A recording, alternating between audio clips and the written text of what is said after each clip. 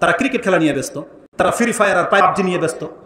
একটা বাইক একটা মহিলার জন্য মরে যায়, তারা একটা মোবাইলের কারণে আত্মহত্যা করে ফেলে। আজকে আমাদের যুবকরা নাকি স্বৈরাচার দূর করার জন্য সংগ্রাম করেছেন, এটা আপনাদের বিপক্ষে যাবে। আমরা বলবো আপনারা কর্মটাও ঠিক করেন নাই, নিয়তটাও ঠিক না, দুইটাকে ঠিক করেন। যদি বাংলাদেশের শান্তি ফিরিয়ে আনতে চান তাহলে রাসূলুল্লাহ সাল্লাল্লাহু আলাইহি ওয়াসাল্লামের সুন্নতের দিকে ফিরে আসেন। আর আপনারা নিয়তকে ঠিক করবেন, ক্ষমতা দখল নয়, সুশীল সমাজ নয়। আপনি নিয়তটা করেন আমি যা করবো আল্লাহর জন্য করব, তাহলে আপনি নেকিও পাবেন, একটা সুন্দর সমাজ ব্যবস্থাও পাবেন। এই দুইটা জিনিস লাগবে। আমরা যুবকদেরকে বলবো তোমরা ইসলামের দিকে ফিরে আসো।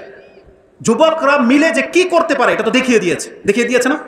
তাহলে এই যুবকরাই যদি সাহাবা একরামদের মতো ইসলামের খেদমত করে, বাংলাদেশ ইসলাম প্রতিষ্ঠিত হতে কি দেরি লাগবে? দেরি লাগবে না। তাহলে আমাদের যুবকরা কোথায়?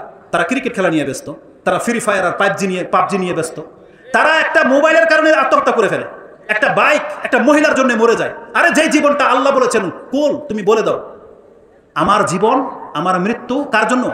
আল্লাহর জন্য। তাহলে একটা বাইকের জন্য আপনি মরে যান, একটা বাইকের জন্য, একটা মহিলার জন্য, তাহলে আল্লাহর জন্য আপনি জীবন কবে দিবেন? কবে?